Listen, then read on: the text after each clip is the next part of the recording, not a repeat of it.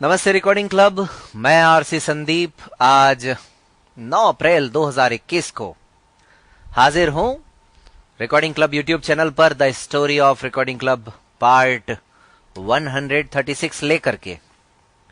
तो शुक्रवार है, तो इसीलिए हमेशा की तरह आ गया हूं, लेकिन आज आप सबसे क्षमा प्रार्थी हूं क्योंकि पिछली स्टोरी में मैंने ये कहा था कि अगला भाग कल ही आ जाएगा, लेकिन वो नहीं आ पाया और पूरा एक हफ्ता आप सबको इंतजार करना पड़ा।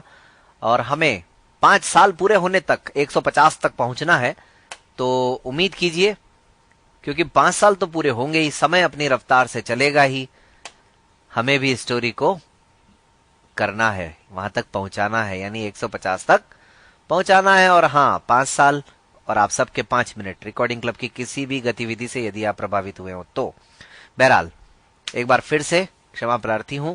उम्मीद है आप सब इस बात को समझेंगे, क्योंकि बहुत सारे कार्य हाथ में ले रखे हैं और न जाने क्या क्या होने वाला है। खैर आज दोस्तों, कहानी की शुरुआत करते हुए मुझे बस सिर्फ इतना याद आ रहा है कि किसी भी कार्य की सफलता के लिए उस कार्य के प्रति आपका डेडिकेशन कितना है, आपका डिवोशन कितना है, आपका उस काम को पूरा करने के पीछे जो कमिटमेंट है वो कितना है, तो यही सब बातें उस कार्य की सफलता के लिए महत्वपूर्ण होती हैं। कहते हैं कि किसी कार्य को पागलपन की हद तक उस पर बढ़ जाना चाहिए, उसमें खो जाना चाहिए। पागलपन कैसा? पागलपन ऐसा कि क्या हम परिवार को भूल जाएं? पागलपन ऐसा कि हम जो हमारे जरूरी कार्य हैं उनको भी करना बंद कर दें? पागलपन ऐसा कि क्या दोस्तों से सबसे संपर्क तोड़ दें? नहीं। पागलपन तो दोस्तों लगन का होता है, जुनून का होता है। लेकिन उसको आप क्या कहिएगा कि आप गए हैं किसी मीटिंग में शिरकत करने के लिए, और वो मीटिंग भी कोई न्यूज़पेपर चलाने वाला ग्रुप आयोजित कर रहा है दिव्यांगों के लिए। शाम को 4 बजे आपको उस मीटिंग में शामिल होना है, लेकिन रात भर जाग करके आप अपने समूह के लिए परेशान हैं, चिंतित हैं, चिंतन मगन कर रहे हैं, चिंतनशील हैं, और आप सुबह 3:45 बजे से एक मैसेज रिकॉर्ड करना शुरू करते हैं, लगभग 4:30 बजे तक, और 5 बजे से पहले पहले उसको ग्रुप में भेज भी देते हैं। बस यही पागलपन दोस्तों किसी समय में मेरा भी था, यही जुनून कुछ और साथियों के अंदर भी था। आज मैं आपको एक बातचीत सुनवा रहा हूं। उस बातचीत में कई बातों का संबंध आज भी है, कई बातों का संबंध आज नहीं है, और कुछ बातें ऐसी जिनका कभी न कभी आने वाले समय में उनका संबंध जरूर रहेगा हमारे सभी साथियों से। तो केवल इस बातचीत को इतनी बात ध्यान में रख करके सोच लेना कि रात को 10 बजे कोई व्यक्ति अजमेर से चल करके कहीं किसी और शहर में जाता है, और जाने के बाद अपनी थकान मिटाने की बजाय, सोने की बजाय, दोस्तों से मिलने का जो अवसर मिला है उस अवसर का लाभ इसलिए उठाता है कि किसी तरीके से समूह में चेतना लाई जा सके, जागृति लाई जा सके। इस बातचीत में हम 3 लोग हैं, और पिछले दिनों दोस्तों यहां पर एक बात और बता देना बहुत जरूरी है। पिछले दिनों बात हुई अनुशासन की, बात हुई कठोर निर्णय लेने की, बात हुई कुछ साथियों को समूह से अलग करने की, और यह भी बात हुई कि यह सब करना इतना आसान नहीं होता है। यकीनन इतना आसान नहीं होता है, बहुत मुश्किल होता है दोस्तों कि आपने एक एक बूंद से, एक एक पल अपना लगा करके जिस पौधे को सींचा हो, उस पौधे से आप किसी डाली को या किसी फूल को या किसी पत्ते को या किसी शाखा को जब अलग करते हैं तो फिर आपके ऊपर क्या बीतती है। इस बातचीत में जो 3 लोग हैं, 3 में से हम 2 लोग आज भी समूह में शामिल हैं, और मेरे अलावा जो 2 लोग हैं वो मेरे बहुत अजीज मित्र भी हैं, आज भी हैं। लेकिन एक साथी आज समूह का हिस्सा नहीं है। क्यों नहीं है? क्योंकि नाम बड़े और दर्शन छोटे वाली भावना कहीं ना कहीं मेरे कार्य करने के तरीके में फिट नहीं बैठती है। आप बातें करते जाएं बहुत सारी, और जब अपने साथियों के लिए कुछ करना पड़े, और वो भी लगातार, ऐसा नहीं कि आपने एक दिन किया और आप 2 साल तक चुप बैठ जाएं, ये नहीं होता है सार्वजनिक जीवन में। सार्वजनिक जीवन में हमेशा जो मैं कहता हूं, कंसिस्टेंसी, कमिटमेंट और क्या था वो, क्रिएटिविटी, ये तीनों चीजें साथ साथ चलती हैं और लगातार चलती हैं। इसका हमें ध्यान रखना होता है। ऐसा नहीं हो सकता है कि हमने 6 महीने बहुत डट करके काम कर लिया लगातार और हम 6 साल बैठ जाएं। आप 6 दिन में एक बार काम कीजिए, मगर लगातार कीजिए। अगर आपने ठान लिया है तो हमारे किसी भी साथी के लिए ये बात महत्वपूर्ण हो सकती है। तो वो एक साथी जो जब से जुड़े थे तब से ही नियमों का ध्यान नहीं रखते थे, और नियमों का उल्लंघन करने की वजह से ही जुलाई 2020 में उन्हें ग्रुप से अलग किया गया। सोचिए आप, मेरे अभिन्न मित्र, अभी 1 महीना पहले उन्होंने मुझे किसी कार्यक्रम में संचालन के लिए याद किया। मैं दौड़ा दौड़ा चला गया अजमेर शहर के अंदर। तो ये हमारी दोस्ती है। उसके कुछ महीने पहले तक लगातार वो हमारे समूह में बने हुए थे, मैसेजेस भी आते थे कभी कभार उनके, लेकिन आज वो समूह का हिस्सा नहीं है। फिर भी उस समय थे, और इसीलिए चाहे कोई थे या चाहे कोई हैं, संदीप कुमार त्रिवेदी उनको कभी नहीं भूल सकता। हां, अगर गलती से भूल जाऊं तो उसके लिए तो मैं बार बार माफी मांगता रहता हूं, लेकिन जानबूझ करके, मैं चाह करके कभी किसी को नहीं भूलना चाहता हूं, और बने जहां तक सबका जिक्र भी करना चाहता हूं, और आने वाले समय में करता भी रहूंगा। बहरहाल, आज बातचीत को सुनते हैं और फिर इस बातचीत पर देखते हैं आप सबकी किस प्रकार की प्रतिक्रियाएं रहती हैं। आइए दोस्तों, नमस्कार। मैं संदीप कुमार त्रिवेदी, लेकिन आज सुबह के 3:45 बजे अजमेर से नहीं, जयपुर यानी राजस्थान की राजधानी गुलाबी नगरी जयपुर से आप सबके बीच में मुखातिब हूं, और मेरे साथ में एक बार फिर मेरे 2 बहुत ही अजीज मित्र मौजूद हैं। इनका मैं परिचय करवाऊं उससे पहले एक शेर अर्ज है। मंजिलें मिले न मिलें, मंजिलें मुझे मिले न मिलें, कारवाएं जुस्तजू अभी और भी हैं। तो अब मैं धीरे धीरे से दोनों एक एक करके आपका परिचय करवाता हूं, दोनों साथियों से। जी, प्रतीक भाई भी बैठे हुए हैं, और नमस्कार साथियों। मैं आपकी राजधानी से, राजधानी की आंधी, राजस्थान का तूफान, शरद त्रिपाठी तो कारवां तो अब ये चल पड़ा है संदीप भाई। अब बात निकल पड़ी है तो दूर तलक जाएगी और इस बीच में आज हम साथियों इसलिए बैठे थे कि कुछ योजनाएं बनाई जाए। काम बहुत तेजी से चल रहा है, हम बहुत कुछ कर रहे हैं, हमने बहुत कम समय में बहुत लंबा रास्ता पूरा किया है। अब हमें कुछ नई योजनाओं को लेके, कुछ नई जो आप लोगों की अपेक्षाएं हैं हम लोगों से, तो 2 दिन पे दिन बड़ी होती जा रही हैं, और 15 माले की बिल्डिंग की तरह देखते हैं तो टोपी नीचे गिर जाती है तो उन अपेक्षाओं को खरा उतरने के लिए हमें दिन और रात, यानी कि सुबह के 3:45 तक भी बैठना पड़ता है, और उसके प्लान हम बनाते हैं। तो प्रतीक भाई, आज हम जिस उद्देश्य से बैठे हैं, थोड़ा आप उस पर प्रकाश डालें कि इस रात के अंधेरे में तो हेलो एवरीवन, ये जो मीटिंग हम कर रहे हैं यहाँ पे, साथियों को बताएं कि रात के 10 बजे, 10:30 बजे से कुछ ये मीटिंग जो है इसकी शुरुआत हुई थी, और इस दौरान ग्रुप के काफी सारे एस्पेक्ट्स के बारे में बात की गई है। बहुत सारे साथियों ने ऐप को लेकर जो फीडबैक दिए थे उसके बारे में बात हमने की है। बहुत इंटरेस्टिंग कुछ प्लान्स और कुछ आइडियाज जनरेट करने के लिए ब्रेनस्टॉर्मिंग सेशन हमने यहाँ पर किया है। इनफैक्ट आप लोगों के ब्रेनस्टॉर्मिंग सेशन जो है, आपके आइडियाज जो हैं, वो भी संदीप भाई कोऑर्डिनेट करेंगे, इनवाइट करेंगे कुछ इंपॉर्टेंट चीजों पे, जो आने वाले टाइम में नई चीजें और बहुत ही जबरदस्त चीजें प्लान की जा रही हैं, आइडियाज जनरेट हो रहे हैं।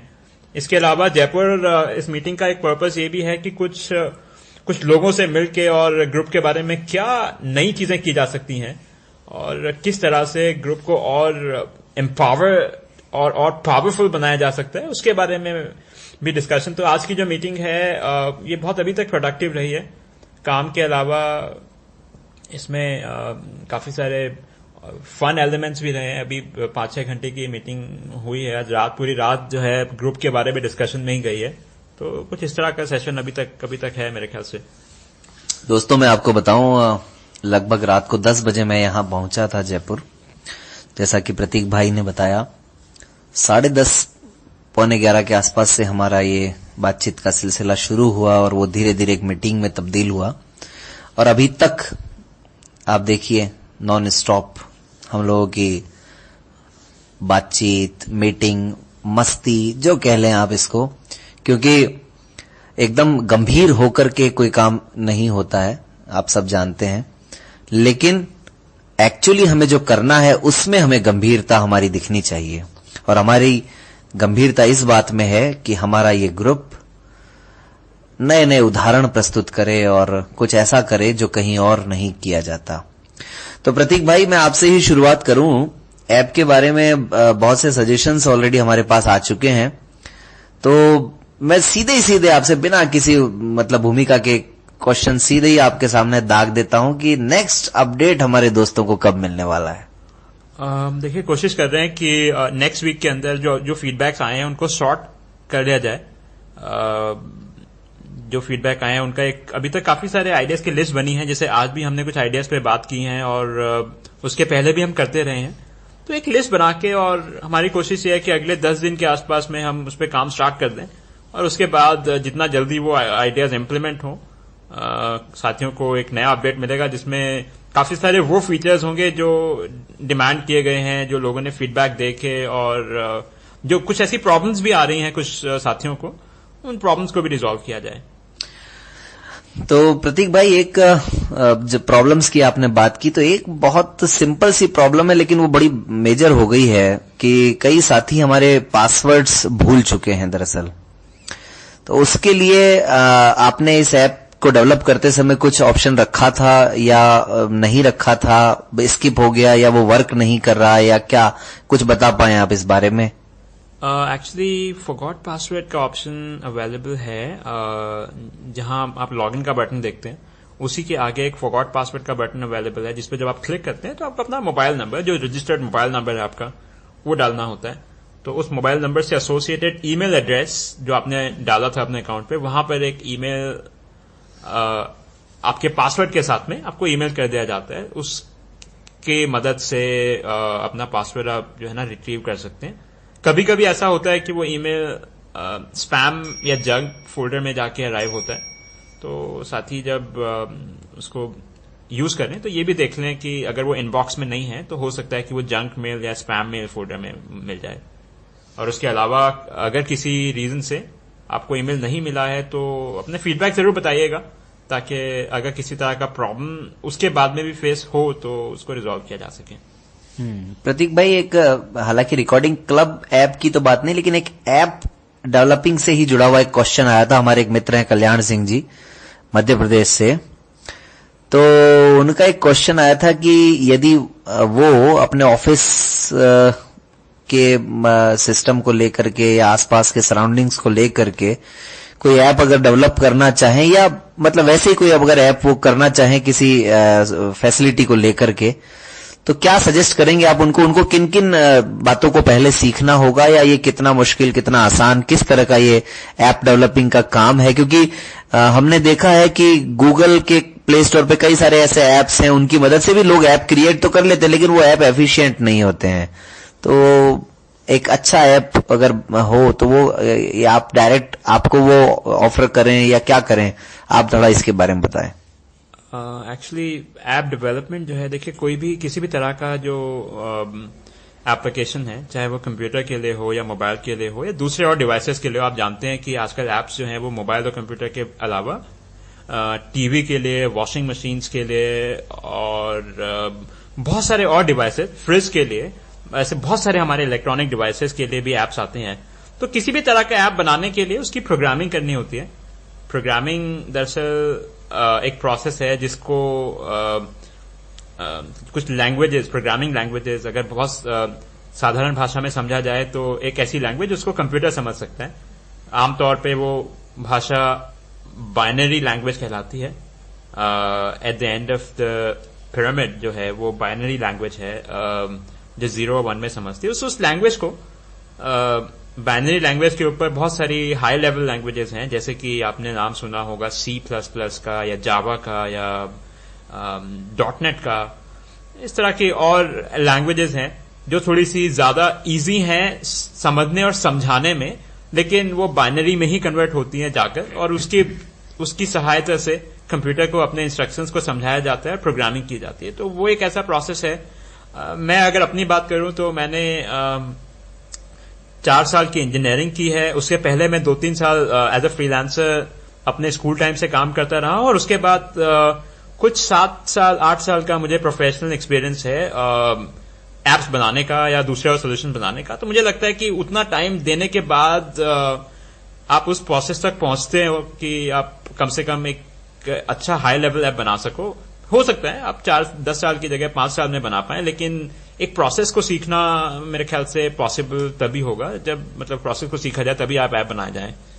अदरवाइज कुछ ऐसे सोल्यूशंस अवेलेबल हैं जिससे आप बहुत बेसिक चीजों को इकट्ठा करके किसी ऐप को तैयार कर सकते हैं। जैसे कि कुछ साथी अगर सर्च करेंगे फोनगैप, PHONEGAP, फोनगैप जो है अडोबी जिसका अपने PDF या दूसरे और एप्लीकेशंस आप देखते हैं, उनका एक प्रोडक्ट है फोनगैप। उसके थ्रू कुछ बनाई जा सकती है। एक और ऐसा आपको इंटरनेट पे क्लाउड सोल्यूशन मिलता है सियाटल क्लाउड के नाम से। सियाटल क्लाउड से भी कुछ स्पेलिंग बता दें सिएटल की प्रतीक भाई, ताकि हमारे दोस्तों को दिक्कत ना हो। मेरे ख्याल से मैंने बहुत पहले यूज किया, SIATLECLOUD, सियाटल क्लाउड स्पेलिंग होना चाहिए।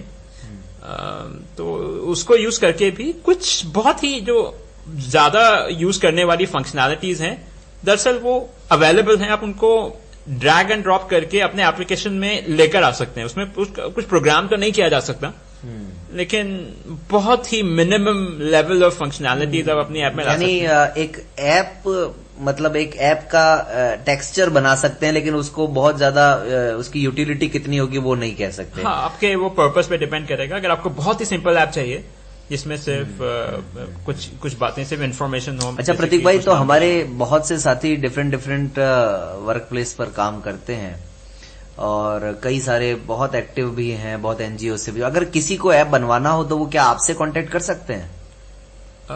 जी डेफिनेटली। अगर किसी को लगता है कि मैं उनकी किसी तरह से मदद कर सकता हूं तो डेफिनेटली कांटेक्ट करें।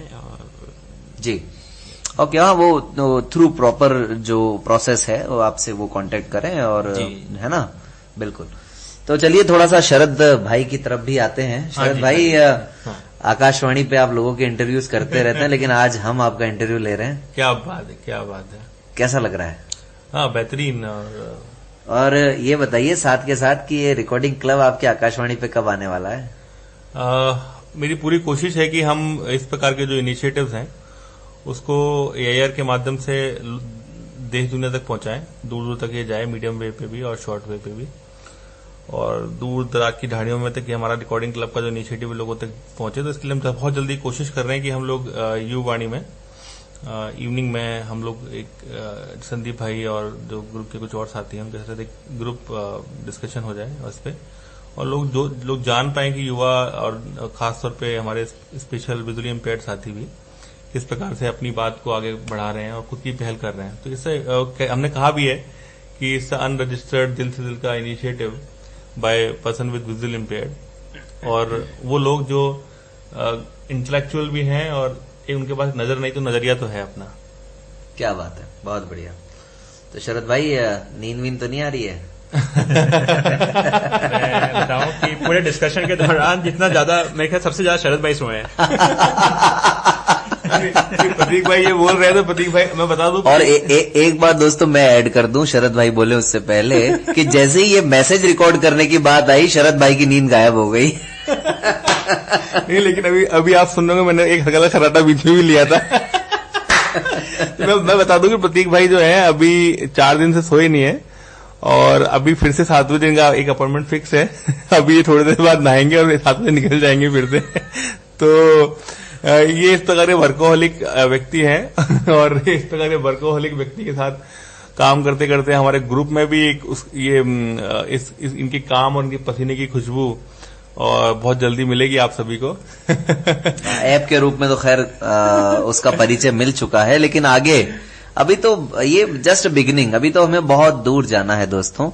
और जी, जैसे मैं भी बता रहा था कि there is a lot to look forward. जैसे कि आज की जो ये जयपुर मीटिंग है, उसके बाद आज के दिन कुछ और मीटिंग्स और कुछ और ऐसे प्रोग्राम्स फिक्स्ड हैं जो ग्रुप के लिए ही हैं, और हम कोशिश ये कर रहे हैं यहाँ पे जयपुर के कुछ और लोगों के साथ मिलके, इनफैक्ट जनरल सोसाइटी के साथ मिलके, कि कुछ नए इनिशिएटिव्स जो हैं वो किए जाएं। मेरे ख्याल से अगर चीजें ठीक तरह से यूटिलाइज होती हैं तो बहुत ही जल्दी संदीप भाई आपके साथ में उन डिटेल्स को शेयर करेंगे। हम लोग जैसे आज जो मेन मुद्दे रहे, जैसे कि एजेंडा जो आज हमारे डिस्कशन के रहे, वो ये रहा कि ग्रुप के लिए, जैसे ग्रुप में एक बहुत इंपॉर्टेंट चीज हमने नोटिस की है कि हमारे पास दो विकल्प हैं।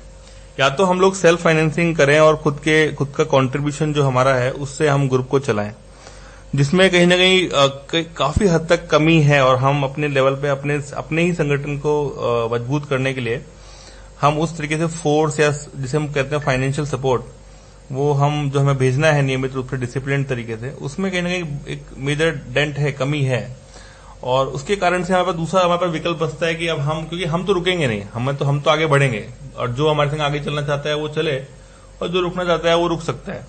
तो अब होगा क्या कि हमारे पास एक विकल्प बचता है कि फिर हमारे पास कि हम समाज से फंड लाएं या CSR लाएं, कॉर्पोरेट सोशल रिस्पॉन्सिबिलिटी के माध्यम से लाएं, या फिर हम कुछ और आइडियाज फंड रेजिंग के लिए कुछ और एक्टिविटीज करें।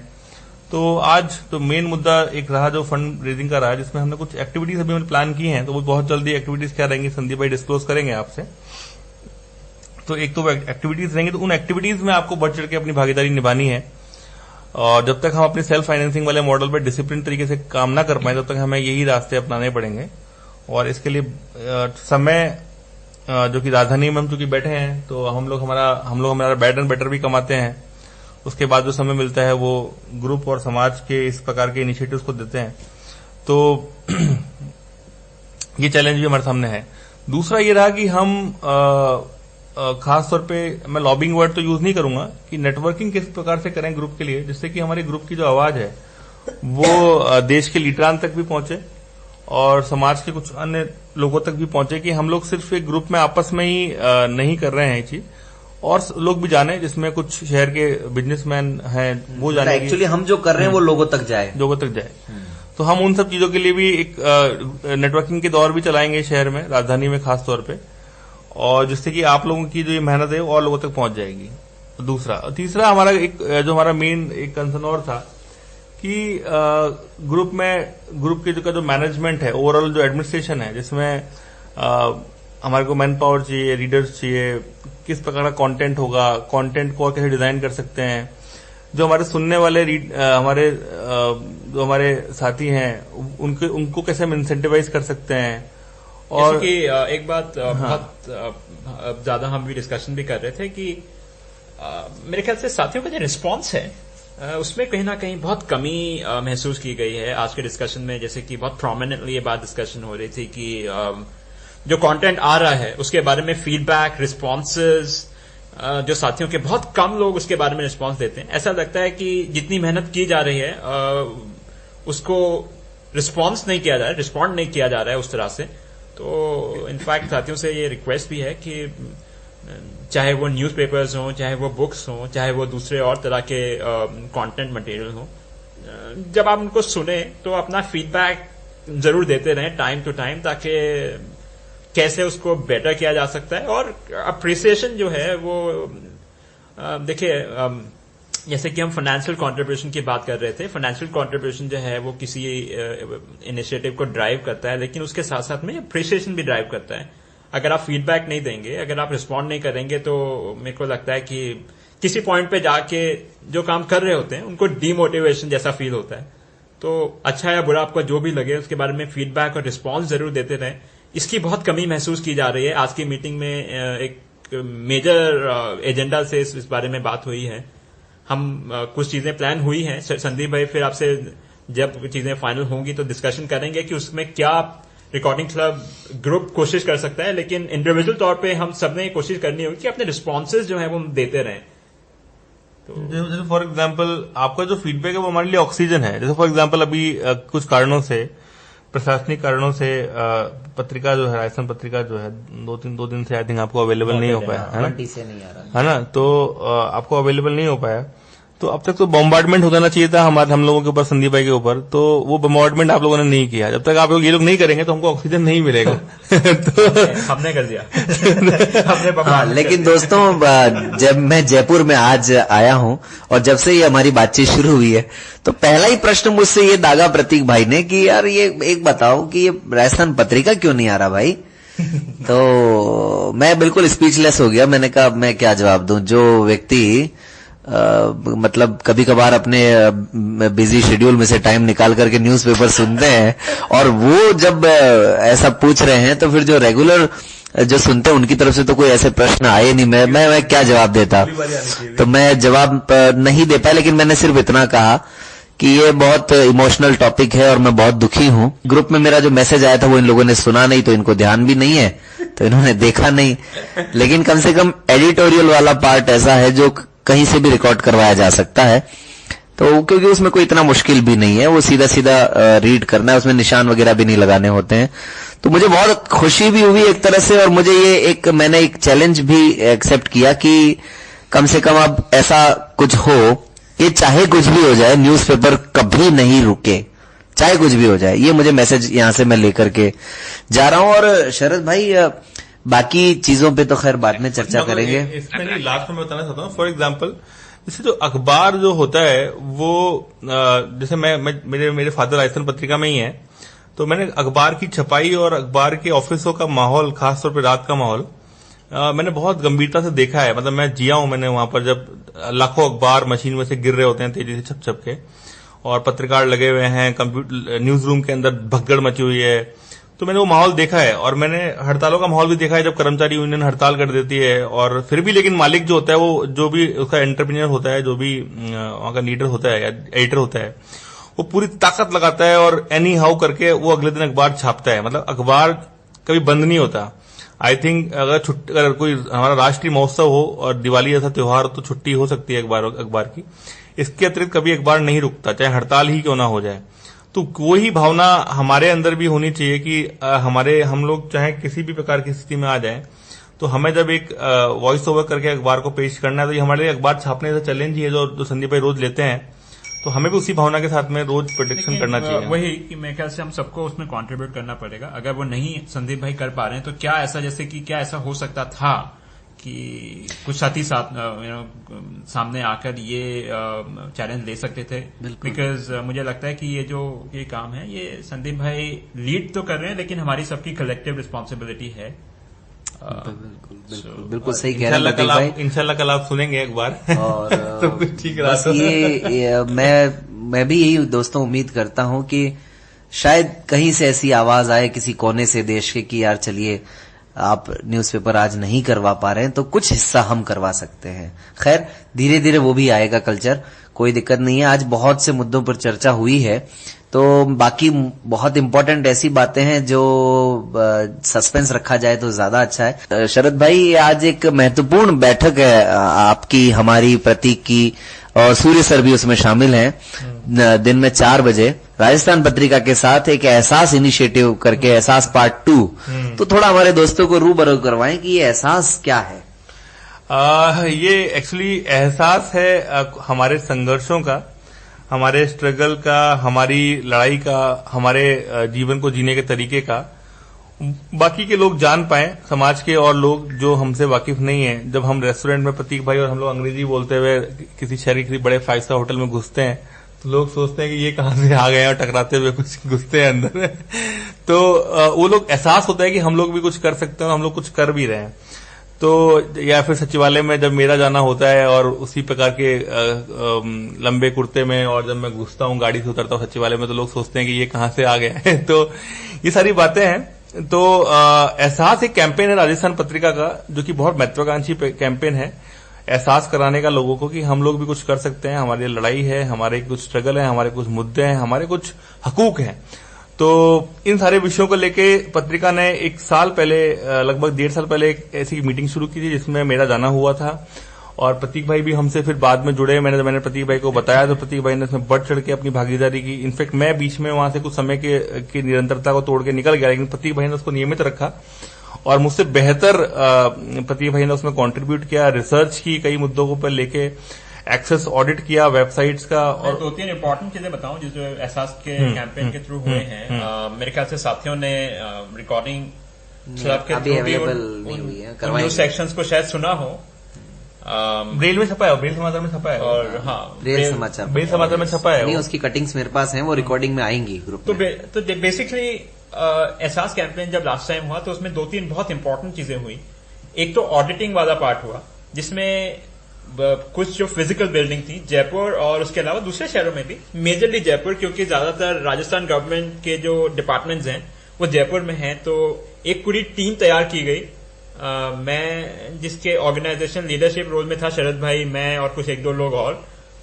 तो संतोष भाई थे, संतोष, हाँ, पत्रिका से संतोष भाई ही संभाल रहे हैं, संतोष पांडे, जो कि आजकल यूपी में इंचार्ज हैं चुनाव के, रहे चुनाव के, और बहुत जाने माने पत्रकार हो गए हैं अब तो बेसिकली कुछ बिल्डिंग्स के ऊपर जाके स्टिंग ऑपरेशन जैसे किया गया। बहुत ही इंटरेस्टिंग एक्सपीरियंस था उसमें। स्टिंग ऑपरेशन जैसे किया गया, जहां पे डिपार्टमेंट के अलग अलग कमरे में जाके लोगों से इंटरेक्शन किया गया, और जो मुश्किलें आती हैं उसको रिकॉर्ड किया गया, और रिकॉर्ड करने के बाद उसको वीडियो में इंटरनेट पे डाला गया, उसको न्यूज़पेपर में छापा गया, उसको लोग जो हैं अधिकारी उन तक पहुंचाया गया कि इस तरह की आपके जो एटीट्यूड्स हैं या जो एक्सेसिबिलिटी के चैलेंजेस हैं बिल्डिंग्स में वो कैसे हैं, या किस तरह की मुश्किलें अधिकारी, और जैसे कि जो डेफ एंड म्यूट लोग हैं उनके साथ साइन लैंग्वेज को समझने समझाने में किस तरह के चैलेंजेस हैं, जो ब्लाइंड साथी किसी बिल्डिंग में नेविगेट कर रहे होते हैं तो उनको एक्सेसिबिलिटी के क्या चैलेंजेस हैं, व्हीलचेयर यूजर्स को किस तरह के चैलेंजेस हैं, वो सबको स्टिंग ऑपरेशंस के थ्रू समझा गया और उसको कैमरा से रिकॉर्ड किया गया, वीडियो के साथ रिकॉर्ड किया गया, और काफी सारे अधिकारियों को जो है उससे बहुत बड़ा फोर्स भी मिला और काफी चीजें एक्शन भी उसके थ्रू हुए। कुछ बिल्डिंग जो है वो एक्सेसिबल बनने लगी हैं और मुझे लगता है कि उस एक्शन को और जो है आगे लेके जाया जा रहा है। इसके अलावा वेब एक्सेसिबिलिटी पे भी काम किया। एक रिसर्च मैंने और संदीप भाई ने मिलकर की थी और उसमें काफी सारी राजस्थान गवर्नमेंट की और सेंट्रल गवर्नमेंट की, ज्यादातर वेबसाइट राजस्थान गवर्नमेंट की, अलग अलग डिपार्टमेंट्स की वेबसाइट्स के ऊपर ऑडिटिंग की गई, एक्सेसिबिलिटी ऑडिट की गई, और कौन सी वेबसाइट कितनी इनएक्सेसिबल है और उसको एक्सेसिबल बनाने के लिए क्या किया जा सकता है, उसका एक पूरा रिसर्च रिपोर्ट तैयार किया गया जो कि गवर्नमेंट को भी भेजा गया, जो कि न्यूज़पेपर में भी छपा, और उसके वीडियोस और उसके टेक्स्ट बेस्ड वर्जन जो हैं वो इंटरनेट पे भी अवेलेबल किए गए। तो इस तरह से ये इनिशिएटिव है, अभी इसको और आगे ले जाने की जरूरत है और मेरे ख्याल से रिकॉर्डिंग क्लब के बाकी साथी भी अपने अपने जगह से उन बातों पर आवाज उठाएंगे तो मुझे लगता है कि गवर्नमेंट जो है वो ज्यादा उनको फोर्स आएगा और चीजें जो है ना इम्प्लीमेंट होंगी। प्रतीक भाई, इसमें इम्पोर्टेंट चीज है इसका जो पत्रकारिता का जो पुट है वो मैं बता देता हूँ। बेसिकली क्या है, ये पत्रिका का इनिशिएटिव है जिसका नाम है मीडिया एक्शन ग्रुप। उनका एक सेक्शन है अलग से, मीडिया एक्शन ग्रुप। वो वही कहते हैं कि मीडिया सिर्फ मुद्दों को उठाने के लिए नहीं होता, मीडिया एक्शन में भी आना चाहिए। मतलब चीजों को सीधे चीजों पर जाए और उनको इशारा करके बताए लोगों को कि देखिए क्या हो रहा है। देखिए रेलवे स्टेशन पे जब हस्तक्षेप करें। शरद भाई अपने रेलवे स्टेशन का थोड़ा सा एक्सपीरियंस बताएंगे। आप मेरे ख्याल से रेलवे स्टेशन पे मैंने ऑडिटिंग की। बिल्कुल। तो मीडिया एक्शन ग्रुप, तो इस मीडिया एक्शन ग्रुप का जो ये कैंपेन रहा, इस कैंपेन का नाम एहसास रहा।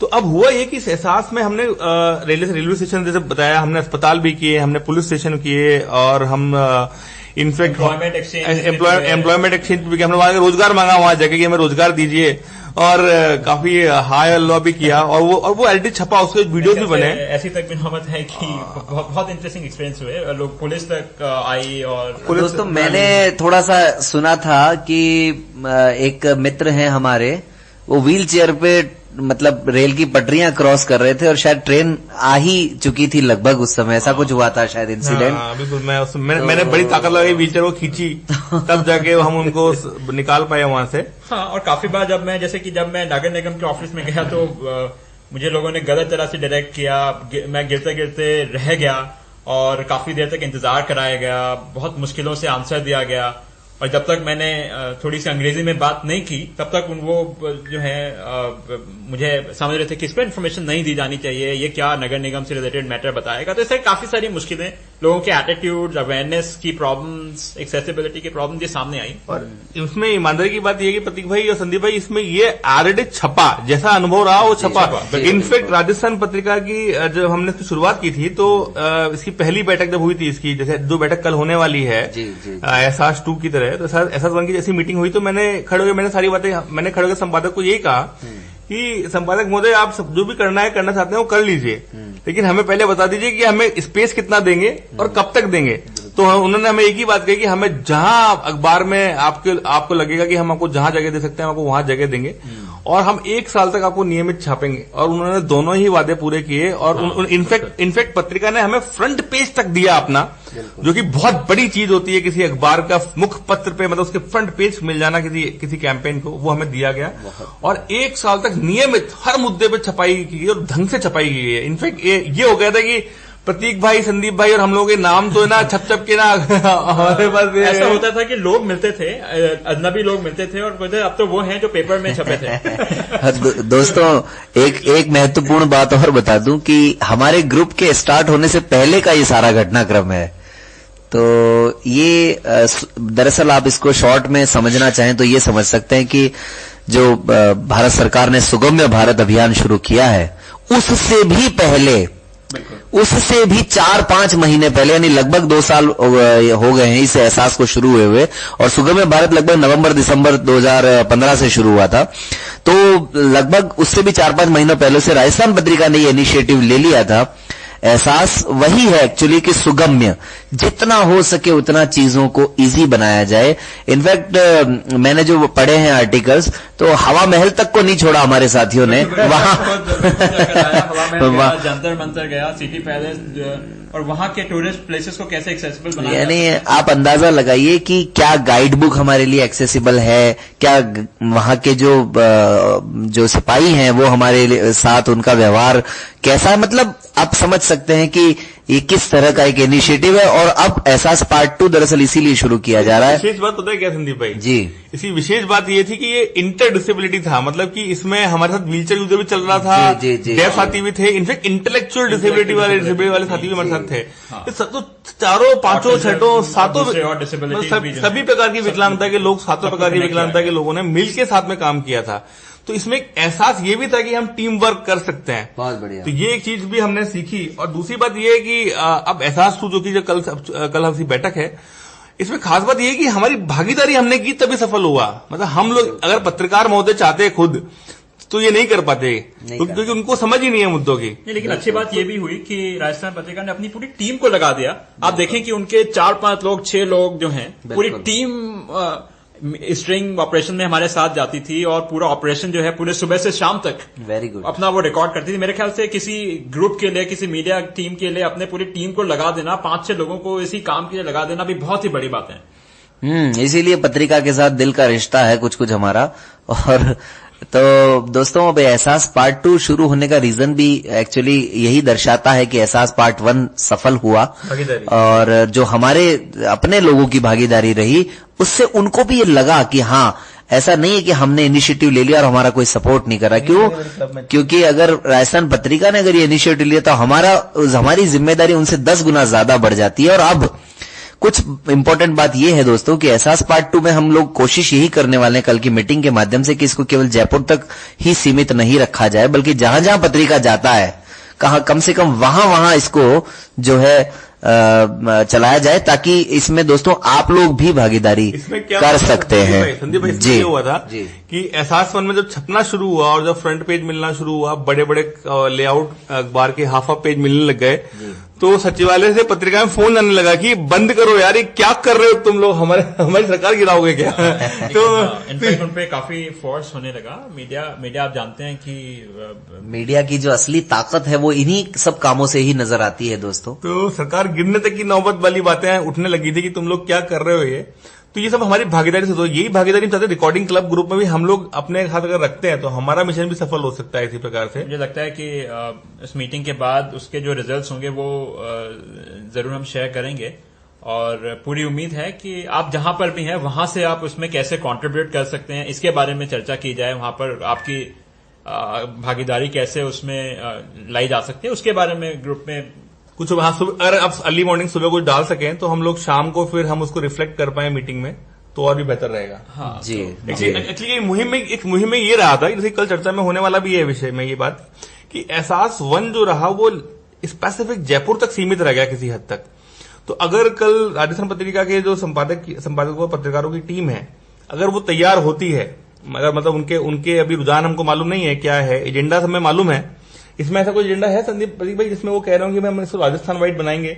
अगर ऐसा कुछ विषय है? नहीं, मेरी ऑफलाइन जो फोन पे जो बात हुई है ऑफ द रिकॉर्ड जो, उसमें उन्होंने यही कहा है कि इसको आगे तक पहुंचाना है, राजस्थान वाइड बनाना है। बल्कि वो तो कहते हैं जहां जहां पत्रिका जाता है कम से कम हम वहां बनाए, और वहां पॉसिबल नहीं हो तो राजस्थान वाइड तो हम बनाए ही बनाए। उन्होंने भोपाल में तो कुछ काम किया है, लेकिन राजस्थान वाइड जयपुर की राजधानी के बाहर अगर वो चाहते हैं, बिल्कुल तो ऑफ द रिकॉर्ड उन्होंने ये बात कही है। तो कल की मीटिंग में हमें इस बात को रेज करना है। तो फिर अगर आप लोग हमें कल अर्ली मॉर्निंग, हमें आज सुबह ही अर्ली 3 बजे तक भी, हाँ, अगर अपनी भागीदारी के संबंध में अपने रेस्पॉन्सेज हमें भेजते हैं तो हम उनको कल आपकी तरफ से कमिटमेंट कर देंगे कि राजस्थान वाइड में आप आइए और हमारी टीम तैयार है। तो संदीप भाई सजेशंस भी दोस्तों आप दे सकते हैं, क्योंकि बहुत सी बातें शायद हमारे माइंड में ना हो, तो आप सजेशन भी अपने अपने दे सकते हैं। कहानियां जो हम लोग नहीं जानते, पत्रिका की टीम नहीं जानती, तो वो आप हम तक पहुंचाएंगे। और किस तरह की ऐसी मुश्किलें हैं, और से अपनी मुश्किलें भी शेयर, मतलब हल्के हल्के वर्ड में। मेन बात यह है कि जो मिसबिहेव हुआ हो,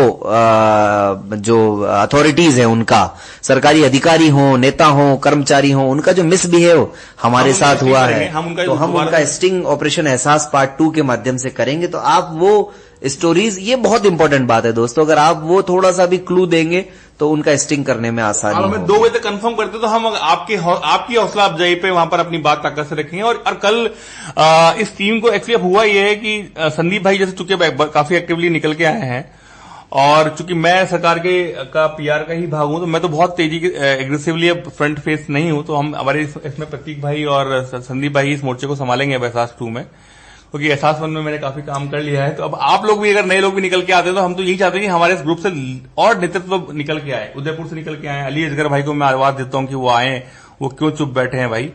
और अब देखिए भिंडी बाजार की ताकत तो मैंने बताई थी संदीप भाई को तो अली असगर भाई निकल के आए, और ऐसे ही हमारे जोधपुर वाले साथी हैं, अक्षय हैं और मुकेश जी हैं, सूर्य प्रकाश जी हैं, आप सब लोग अपनी भागीदारी निभाएं। सूर्य प्रकाश सर तो खैर हमारे साथ ही है मीटिंग में। और दोस्तों ये भी एक इम्पोर्टेंट बात और बता दूं कि ये हमारे ग्रुप की सफलता ही है कि रिकॉर्डिंग क्लब ग्रुप को वहां इनवाइट किया गया इस मीटिंग में। और प्रतीक भाई और शरद भाई तो पहले से भी जाते रहे, लेकिन अभी हमारे ग्रुप का भी हिस्सा हैं।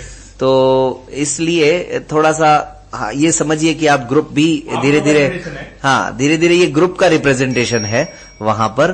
तो आप इसको अपना समझ के अपने मैसेजेस कीजिएगा, आपके मैसेजेस का इंतजार रहेगा। हम तीनों की ओर से बहुत हम तीनों की ओर से हमारी नींद तो रह गई लेकिन आप लोग जब अपनी प्यारी प्यारी सुबह में जब भोर जब हमारे स्वतंत्रता सेनानी जागे थे ना, तब भी हमें स्वतंत्रता मिली थी, और हम आज चैन की नींद सोते हैं। तो वैसे ही कुछ साथी जाग रहे हैं, तो बाकी के साथी पढ़ने के बाद सो सकते हैं अब, और सुबह का खाना को मिल जाएगा। बहुत से साथी ऐसे भी हैं जो 3-4 बजे से उठ जाते हैं, तो उन लोगों को गुड मॉर्निंग, और जो सो रहे हैं उनको उठने के बाद गुड मॉर्निंग और हमें तो पता नहीं प्रतीक भाई कब सोने देंगे, अभी आगे इनका कोई प्लान है कि नहीं है। अभी एक गीत हो जाएगा थोड़ा सा, और आप कहेंगे तो रिकॉर्डिंग डाल देंगे हम। चलिए दोस्तों, इंसान का इंसान से हो भाईचारा, यही पैगाम हमारा। धन्यवाद, जय हिंद।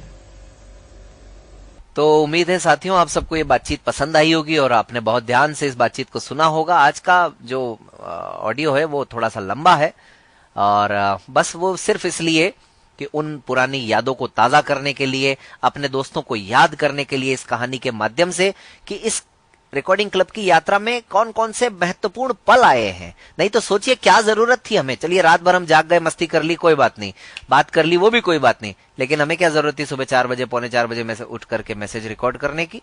लेकिन बस जहन में समूह था, जहन में ये था कि कोई ना कोई ऐसा काम किया जाए जिससे हमारे दोस्त लोग प्रभावित हो सके, प्रेरित हो सके और हम समूह को आगे बढ़ा सके।